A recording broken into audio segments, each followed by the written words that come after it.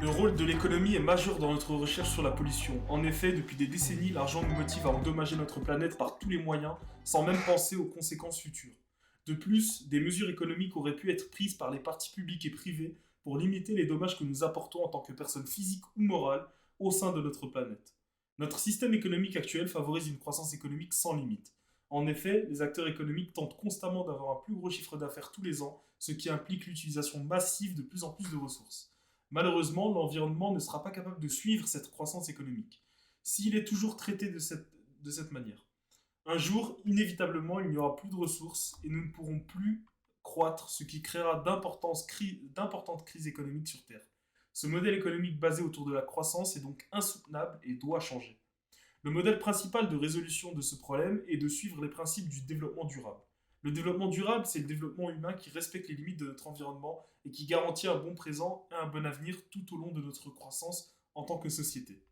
Les trois sphères du développement durable sont l'environnement, l'économie et le social, et donc l'économie est l'un des éléments majeurs en relation directe avec un futur développement durable.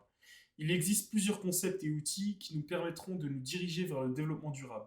L'empreinte carbone, c'est la quantité de gaz à effet de serre générée par les activités économiques intérieures d'un pays. On peut maintenant utiliser ce chiffre représentant l'empreinte carbone pour évaluer les secteurs économiques qui polluent le plus, ce qui nous permettra d'avoir une bonne vue sur le marché en relation avec l'environnement. Ces statistiques nous permettront d'émettre des actions durables qui affecteront notre environnement pour le plus grand bien. Nous pouvons dire que l'argent est le nerf de la guerre. Hélène Jobin, professeure d'économie à Marie-Victorin, en discute davantage.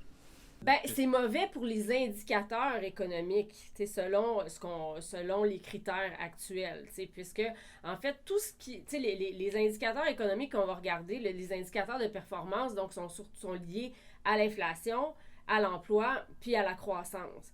Vraiment, l'indicateur le plus privilégié pour savoir si l'économie va bien, c'est la croissance économique. Ben, puis produire, ça pollue, peu importe, là. Donc, c'est certain que la pollution, dans le fond, aide les indicateurs économiques, mais aide pas du tout la qualité de vie. Fait qu'il faudrait, maintenant, il y a des nouveaux aspects là, en économie de l'environnement qui s'appellent le calcul du PIB vert, où on enlèverait les dommages qui sont faits à l'environnement lorsqu'on mesure la croissance économique. Mais ça, c'est en développement, là, c'est pas encore tout à fait au point, mais on s'en va vers ça. Heureusement, là, j'espère que dans quelques années, on pourra tenir compte de ça. Parce que, dans le fond, il y a un concept économique qui s'appelle les externalités. C'est que la pollution engendre ce qu'on va appeler des externalités positives. C'est que des externalités négatives, pardon.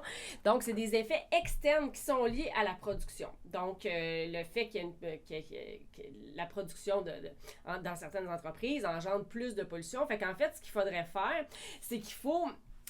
normalement, quand il y a des industries qui génèrent des externalités négatives, une manière de punir ces industries-là, c'est de taxer davantage. Puis au contraire, les entreprises qui produisent puis qui génèrent des externalités positives, si on peut penser entre autres aux véhicules électriques, ben c'est pour ça que ces types d'entreprises-là vont être subventionnés plutôt que punis par le gouvernement.